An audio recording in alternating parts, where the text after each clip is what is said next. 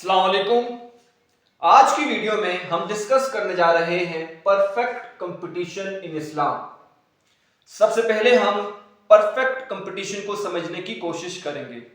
Perfect competition से मुराद एक ऐसा मार्केट स्ट्रक्चर है कि जहां पर कुछ कंडीशंस हैं, अगर ये सेटिस्फाई हो जाए तो हम ये मानते हैं कि परफेक्ट कंपटीशन एग्जिस्ट कर रहा है। कंडीशंस क्या है?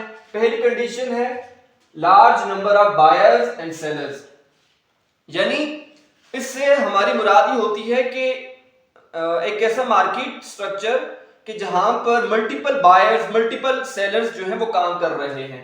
इस तरीके से जो सेलर है वो बायर को एक्सप्लॉइट नहीं कर सकेगा। ठीक है, इसी तरह बायर जो है, जब मल्टीपल बायर्स होंगे तो वो सेलर को एक्सप्लॉइट नहीं कर सकेंगे। ठीक है, सेकंड कंडीशन क्या है?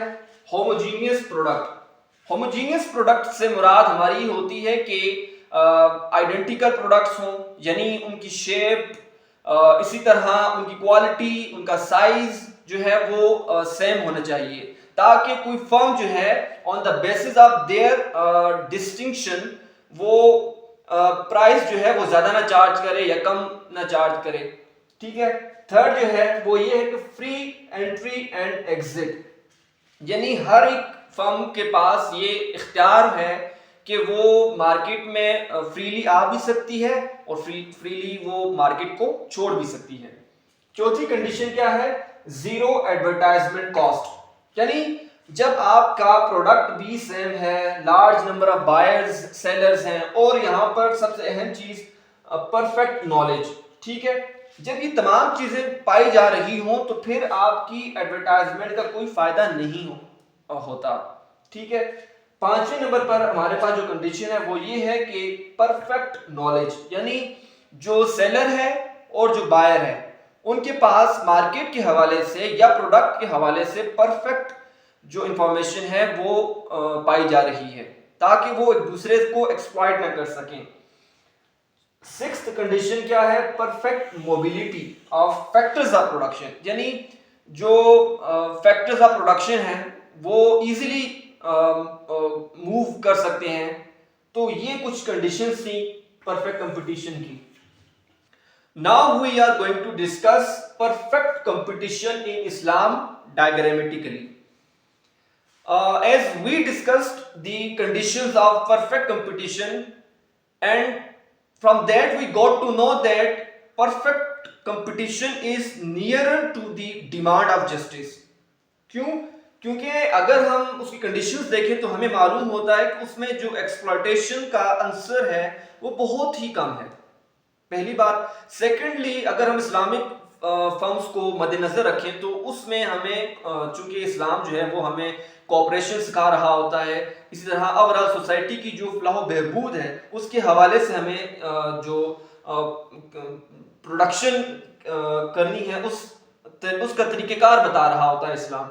अगर हम इस्लाम को इस्लामिक पॉइंट ऑफ व्यू से चीज़ को देखें तो जो फर्म्स हैं, instead of cut throat competition they will indulge themselves in fair competition, ताकि जो ओवरऑल सोसाइटी की फलाह बहबूद है उसको भी फायदा पहुंच सके।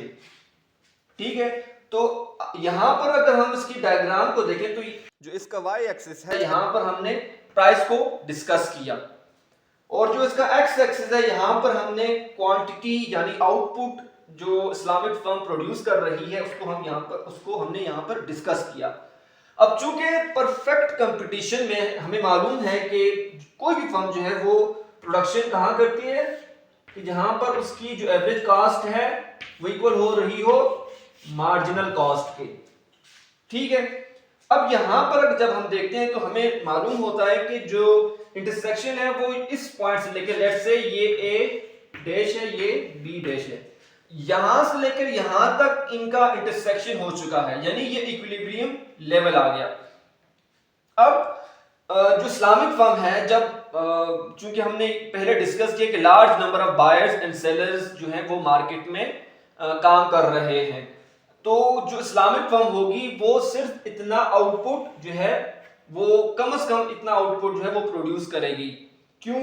ताकि जो उसके बाकी जो भाई हैं, यानी हम अगर कोऑपरेशन को मद्देनजर रखकर बात करें तो हमें मालूम होता है कि जो इस्लामिक फर्म है वो अपने दूसरे भाइयों को, फर्म्स को भी मौका देगी कि वो भी प्रोडक्शन करें, तो खुद वो इतना करेगी, जबकि जो बाकी फर्म्स जो उस मार्केट में उसी प्रोडक्ट को प्रोड्यूस कर रही हैं तो वो उनको भी मौका देगी ताकि वो भी प्रोडक्शन प्रोसेस में कंट्रीब्यूशन कर सकें। और ये था आज का टॉपिक कि किस तरीके से जो इस्लामिक फर्म्स हैं वो ऑपरेट करती हैं और क्या क्या उसूल थे जिनको मद्देनजर रखकर वो काम कर रही होती हैं।